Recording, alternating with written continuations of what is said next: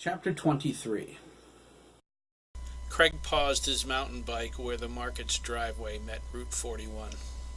There were two plastic shopping bags tied to his handlebars on either end. He wiped his forehead with the back of his hand and checked for traffic. There wasn't any. He eased the bike across the street to Satchel Hill. It meant riding straight up all the way to Miss Adler's house, but the only other route was Adler Road, which was unfinished. Craig elected to stay on the tar. The bags didn't weigh much. Despite his uncle's reassurances and the promise of money, he was afraid of his teacher. Hang being brave, Craig thought. The quicker I get up there and back, the better. The sun beat down on him. His gym short was soaked with sweat just crossing the parking lot. It was a humid summer day. Craig guessed the humidity was about 150%. He couldn't believe how hot it got in just the short time he was at work. Wearing pants wasn't helping either. Thankfully, this delivery was his last task for the day. Mike said he could meet his friend as soon as he got back. The word friend felt good inside his mind. If this was the feeling he'd missed all these years, life really did suck. Until today, Craig thought. He felt a twinge of self-pity, but he thrust it away. It'll be a good day no matter what. He wondered about his mood shifts. Is this normal for a teenager? If it is, I seem to be able to control them better than most. I've seen kids at school get devastated over having a D. Maybe I get my strength from my grandfather. Grandma always said he was a pillar. I don't feel like a pillar, but I know I'm pretty strong. I have to be, living with my dad. He jumped off his bike a quarter of the way up. He eased it to the side of the road beneath a row of weeping willow trees to escape the heat. God, Craig remarked, I'm roasting. The pungent scent of the yellow flowers assaulted his nostrils. He thought, it must be 100 degrees already. I'm getting hotter by the second. It wouldn't level off until after 4 o'clock. Craig hoped to be at the pond by then. He needed time to clean up the mess his dad made and get out of there in case Jack came home for something. That was a priority. He didn't know how his father would react to the campout. Craig decided he didn't care. If his father got angry, the beating would be worth making some friends. The bruises would go away. Hopefully, the friends wouldn't. Craig marveled at the size and beauty of the houses surrounding him as he pushed his way up Satchel Hill. The people who lived there had to be rich beyond his wildest dreams. The first house he saw was an elegant ranch with light green siding. It belonged to Ronald Morris, the first selectman. Lancaster wasn't big enough to warrant a mayor. Craig shook his hand once after a speech he gave against drugs at the middle school. He thought Ronald was older than dirt. His glasses were an inch thick. He had a finely groomed lawn, though. A cobblestone path led to his front door, lined on either side with colorful flowers. They were vibrant in bloom and being whisked by a sprinkler in the middle of the lawn. Craig moaned, I wish I could go stand in the spray for a minute. He admired the other houses as he climbed. One of them had a large boat next to it. A few of them had backyard pools. He smiled when he reached a black mailbox with McKee stenciled on its side in large white letters. The maroon and black colonial seemed like a castle. If this was Jeremy's house, he knew the road but not the address. Everything he heard about rich kids was way off base. Except for Dabney. He's a stereotypical rich brat. Jeremy was going to break Craig into the real world. Craig was overwhelmed with happiness. Still, he had an annoying feeling of dread that said Jeremy wouldn't show up at his house. Craig crossed his fingers. From what he observed, Jeremy was an honest guy who never hurt anyone. That was reassuring. Craig nervously moved on when he realized he was staring. He walked his bike to the junction of Points of Light Road, the street where the Gardners and the Schwartz family lived. He felt like an idiot. What if one of the McKees came out while I was staring at their house? What would I say? It's a good thing no one saw. Hey, Dougan, Matt said, tapping him on the shoulder. What brings you up to this neck of the woods? Craig jumped, and his heart leaped into his throat. Matt was much taller than him. He looked down at him, smiling. He had a paper bag with food and a couple of pieces of clothing in it. There was a rolled-up red summer sleeping bag under his arm. Craig tried to catch his breath. Matt patted him on the shoulder. Why so tense, Dougan? He asked. Too much caffeine? You almost gave me a heart attack, Craig panted. He pointed to the sleeping bag. Are you camping out tonight, too? Matt raised an eyebrow. He thought, word of the campout spread so far that Dougan knows about it? Are we in danger of being nabbed? That would be extremely bad. He glanced around to see if his mother was nearby. The shining silver antennas protruding from her skull would be a dead giveaway. Yeah, Matt replied. How did you know? Max invited me too, Craig answered, grinning. Matt thought, Dougan's coming? I wonder why nobody told me at school. Oh well, he's always seemed like a nice enough guy. Too bad his father's such a loser. He wondered if that was reason enough to never ask him to go anywhere before. He decided it wasn't. That's cool, Matt said. Are you meeting us here right now?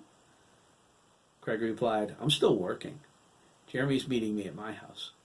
He asked, who else is going? Me, Chris, Jeremy, Ian, Sandy, Max, Ricardo, Derek Mellon. Matt paused for a breath.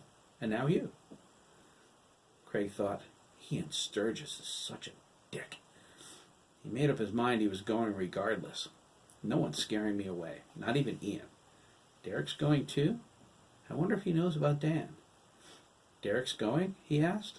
Are you sure? Positive, Matt replied. I talked to him this morning.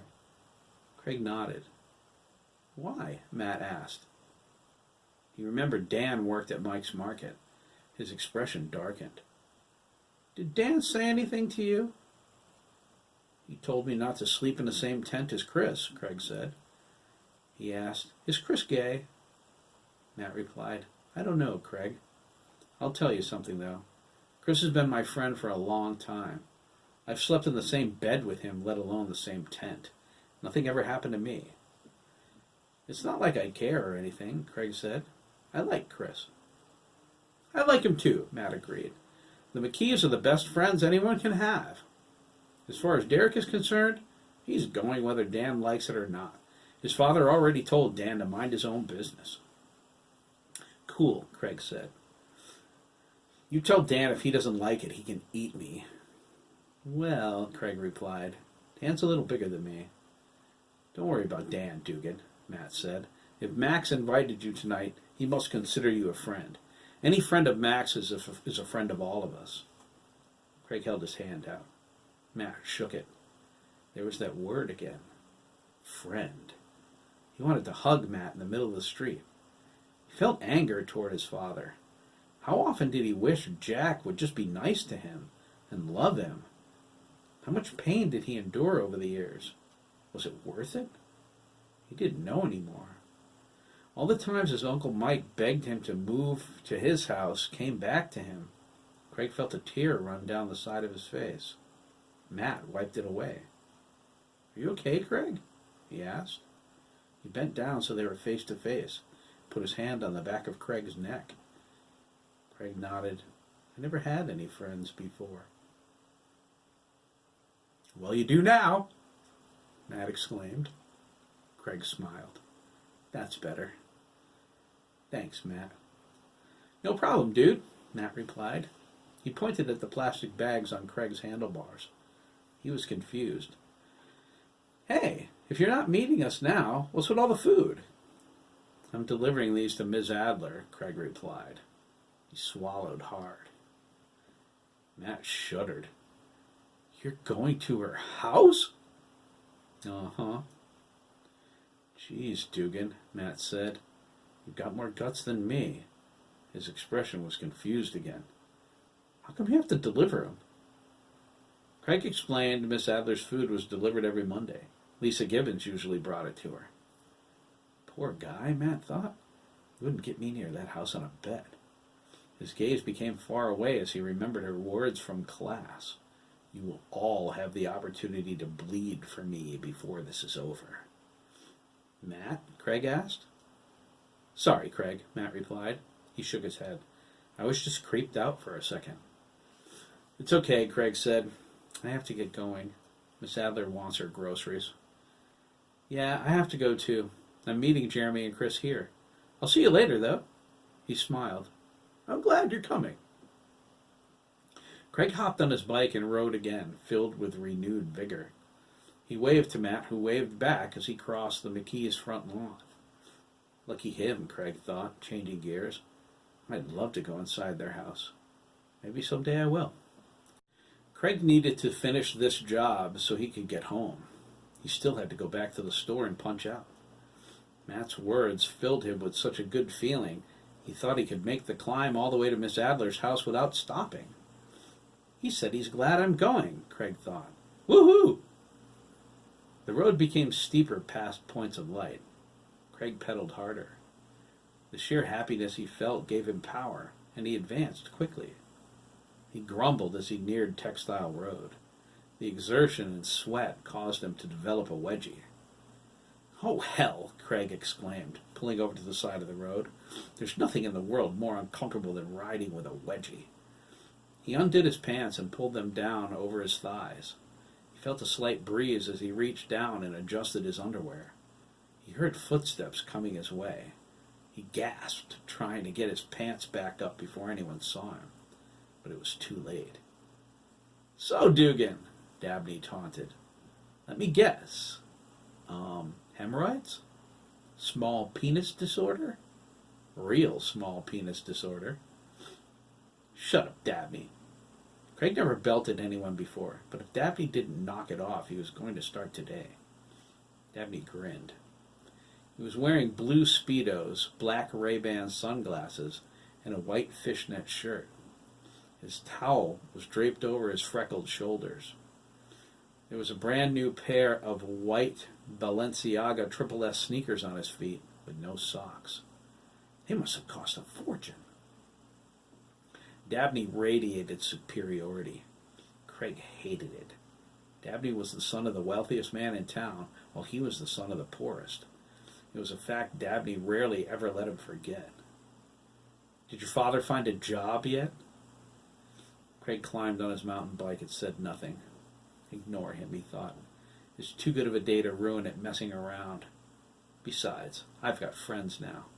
They may have ignored me, but nobody likes him. I thought so, Dabney said. Catch you later, pleb.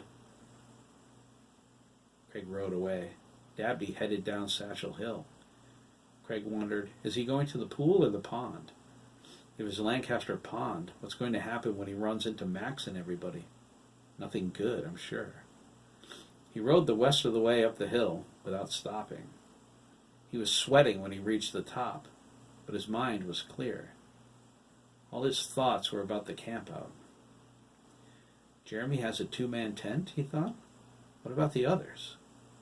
Craig had a tent too, but it was a giant army tent. His father gave it to him when he was 10. It was as big as a house. It had 5 poles, 4 for the corners, and a longer one to hold up the middle. His father called it a command tent. Should I bring it? It's too heavy for me to carry. One person isn't going to help either. It would take 4 kids to carry the canvas, plus 2 for the poles, the bag of ropes, and the pigs. I'll ask Jeremy.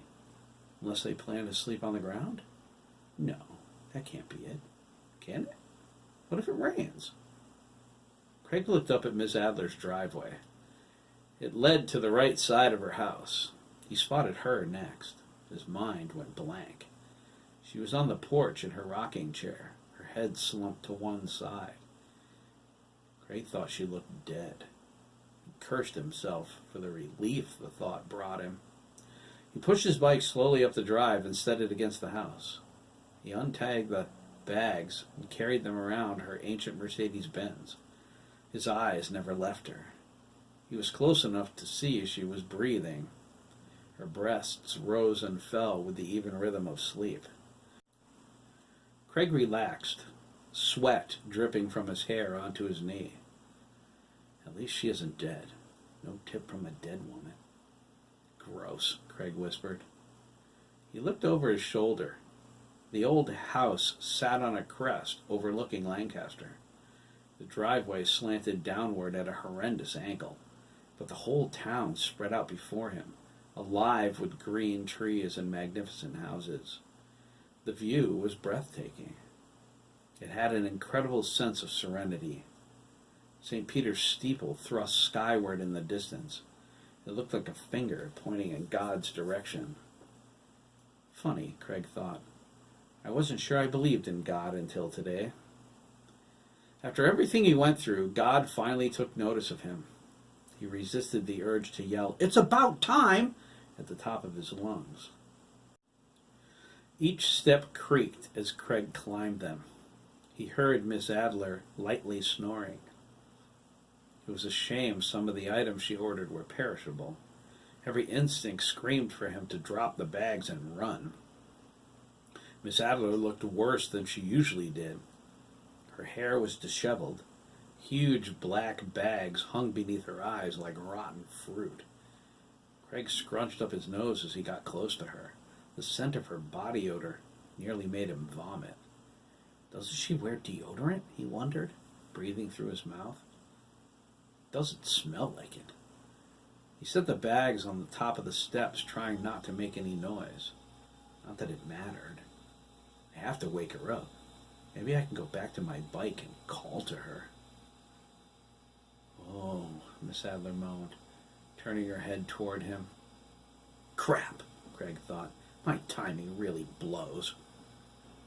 Miss Adler? He asked, not wanting to touch her. She reached out and grabbed his arm. She moved so fast he didn't have time to dodge. Her eyes snapped open. They were blue, wild, and raging as she stared at him.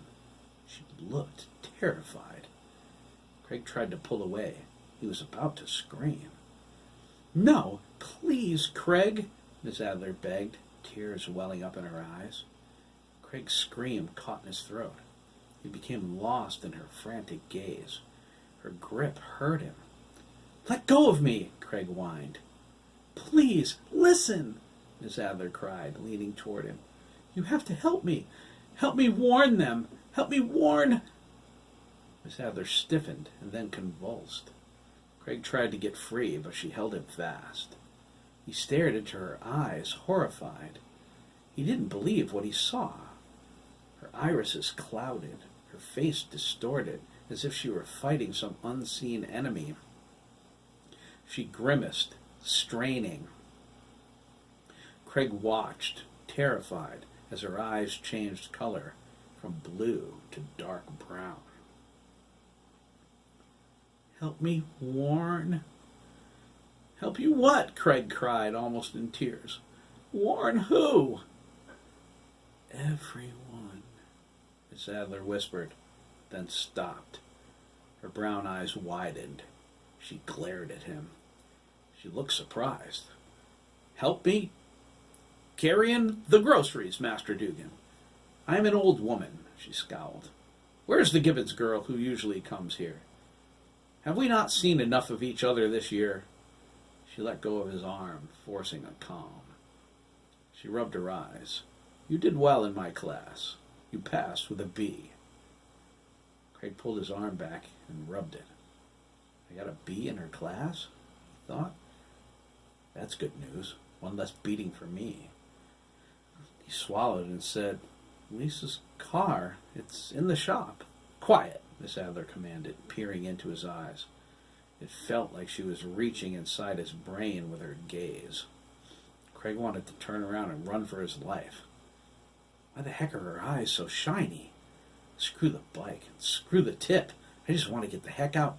Relax, Master Dougan, she said, pinching the bridge of her nose. Her eyes returned to normal. You have nothing to fear from me. If I wanted to harm you, I would have simply flunked you and let your father do the dirty work. She grinned at the stunned look on his face. I was dreaming when you woke me. Now, relax. Craig felt the fear flow out of his body all at once, and and he relaxed. He had no idea what scared him so much. Her eyes. That was so freaky the way they... "So, Master Dougan," Miss Adler said, "can you carry my bags into the kitchen?" "Sure, Miss Adler," Craig replied, scooping the bags up by the handles. "Where do you want them?"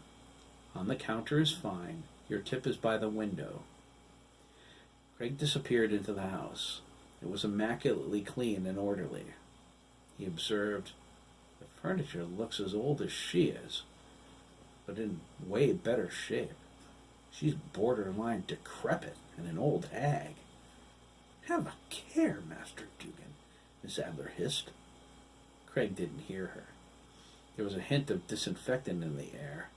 He scrunched up his nose. "It smells like a hospital in here," he thought. He brought the bags into the kitchen. "Sleeping out with the McKee boys tonight, Master Dougan?" she softly said. "Did you know you will be camping near Hiram's farm?" She smiled. Craig set the bags on the counter next to the hazardous waste container. He recognized it from class and looked at it oddly. What's that doing here? It became a low priority when he spotted his tip. He supposed he shouldn't be surprised to see the container. Miss Adler was not only their science teacher, but she was also a doctor. She had several PhDs hanging on her classroom wall and an MD in internal medicine. Some areas like biochemistry and genetic engineering Craig knew, but he could barely read the names of some of the others. He never understood why someone who spent a lifetime studying and gaining medical degrees would settle for being a ninth-grade science teacher. She told her class not to refer to her as Doctor, but as Ms. Adler, since she wasn't working in a medical profession. "Miss Adler?" Craig asked, coming back onto the porch. "Is something wrong?" Well, Craig began. He held the tip out. "This is a 20. Uncle Mike said you usually tip 10. "Pshaw," she scolded. "Take the money. It's about time you had some for yourself." Craig's eyes widened. He barely touched the steps as he fled to his bike. Time to go, he thought. This is getting too weird. "Thanks," he called, but she was asleep again. He pedaled for all he was worth. The farther he got away from her, the more his mind cleared. $20 or no $20, I hope I never see that woman again. Her eyes! God, that was so freaky. I don't care what anybody else thinks. Miss Adler's a witch. That's all there is to it. How else could she know my dad takes all my money? I never told anyone. How does she know so much? Craig didn't stop pedaling until he was in the market's parking lot. Miss Adler waited until Craig disappeared over the crest of the hill before she stood up. She went inside the house, closed the door, and clenched her fists. Her lips curled into a snarl.